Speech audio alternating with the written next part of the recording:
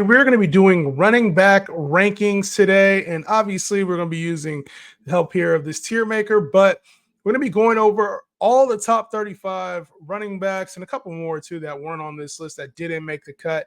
How I have this broken down today is by players that I think can get the RB1 status, players who I think are probably more mid-tier RB1s in your 12-team leagues. So anywhere from spot 4 to spot, 8 or 9. That's the kind of upside that they have. Also back-end RB1s and high-end RB2s. And then running back 2 is just the position in general where I think that no matter what they do, they're probably going to finish as a running back 2. Then also fringe RB2s, RB3s, so players who will probably toe the line between like being an RB2 at times, and then most of the time we're going to categorize them as an RB3.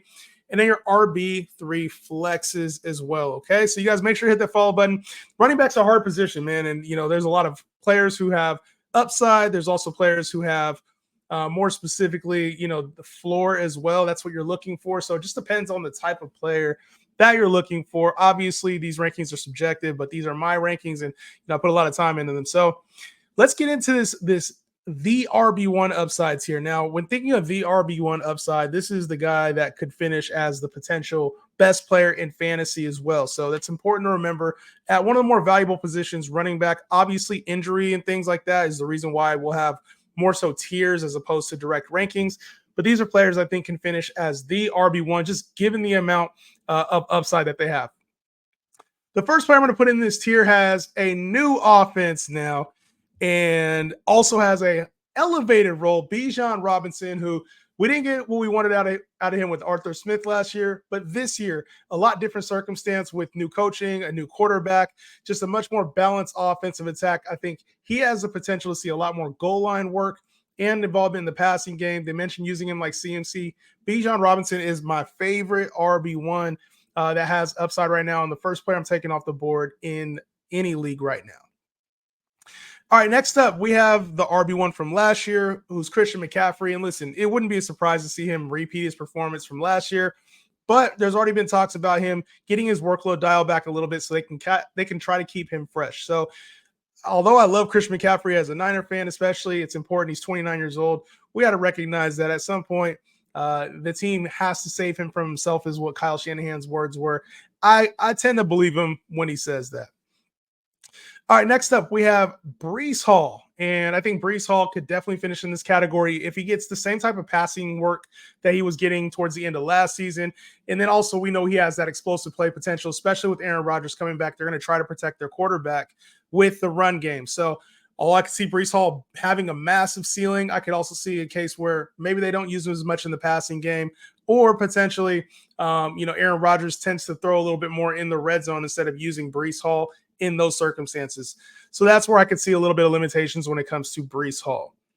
And then the last player I have in this category of the RB1 upside is Saquon Barkley himself, playing behind that Philadelphia Eagles offensive line.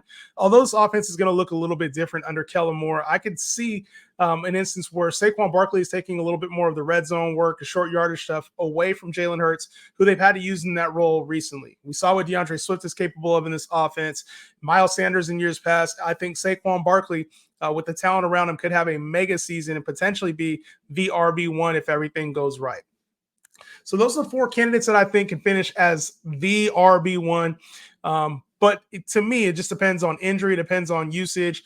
It just depends on who's able to stay healthy for 17 games. But I think all four of those players have the RB1 upside. And I think any one of them if you took any one of them in the first round, I think you're going to be happy. So, let me know what you guys think about that category in particular. All right, next up, we have the mid-tier RB1s. These are guys that I think will probably be RB1s. It's just I don't really see the RB1 in their future. And the first player I'm going to talk about is Jonathan Taylor. Now, Jonathan Taylor, we've seen him be the RB1 before, but the pass catching is going to be a little bit limited. And we also know Anthony Richardson is going to be taking over some of the goal line work. It's just in the nature of the build. He showed that last year. They're willing to use him in the red zone. So I think Anthony Richardson will take some of those touchdowns away, but Jonathan Taylor can still pop off at any moment. Last year, he was dealing with a little bit of injury, but this year should be a whole lot better for Taylor. And I expect him to look more like the RB1 we were drafting in years past. All right, next up, we got Jahmyr Gibbs, who's going to take on a lot of the passing game work for the Detroit Lions. And even towards the second half of last year, once we saw him assume that a starting role, he ain't give it back. He was taking goal line work as well. So I think Jahmyr Gibbs also will have a much more prominent role in the passing game, but still get a lot of the red zone work that he was getting towards the second half of last year. So I like Jahmyr Gibbs in this role. The only thing is the Lions have so many weapons. It's tough to trust him, to fully break out as opposed to some of these other players going ahead of him. All right, next up is Derrick Henry. And if he was catching more passes, I think I would put him a little bit higher. But because he's not getting any passing game work, I still think he's going to be a mid-tier RB1, damn near at the floor, right? When you look at this offense, they use the run game a lot. We saw Gus Edwards, one of the top 10 leaders in touchdowns last year, rushing touchdowns. So obviously Derrick Henry fits the mold of power rush attack when they need to in the red zone. They like to keep them more healthy, and in short yardage situations, what better player to use than Derrick Henry, who has been the king of that in recent years. So Derrick Henry, not only do I think he reaches over 10 touchdowns, I still think he eclipses the 1,000-yard marker and is good to go. I'm not really concerned about his age. All right, next up, we got Josh Jacobs, who got a contract from the Green Bay Packers. And, Josh Jacobs is a really good player who performed well with the Raiders. We've seen him have top 10 seasons in the past. And this offense has been looking for a dynamic running back. Aaron Jones obviously wasn't the answer for them last year after getting hurt a couple times throughout the year. So Josh Jacobs should command a nice workload. The only thing is Matt LaFleur's kind of mentioned that this is going to be a balanced run game where A.J. Dillon and rookie Marshawn Lloyd are going to get involved. So that's one area I could see the potential for him finishing as the RB1 kind of going out the window, but I expect him to be very efficient in this offense. Next up, we got Alvin Kamara, who was the RB11 last year. Even after missing 4 games, he was suspended for the first 3 games. He'll be used in the passing attack. He'll be used in the run game. And Clint Kubiak, who is coming from the Niners system, obviously loves to feature his running backs. So assuming he gets a contract worked out, Alvin Kamara should have a phenomenal season like he always does in fantasy. He doesn't take a lot of hard hits. So I'd expect him to be able to come in and produce at least RB1 numbers. I just don't really see the big ceiling for him like I do some of the other backs that go ahead of him.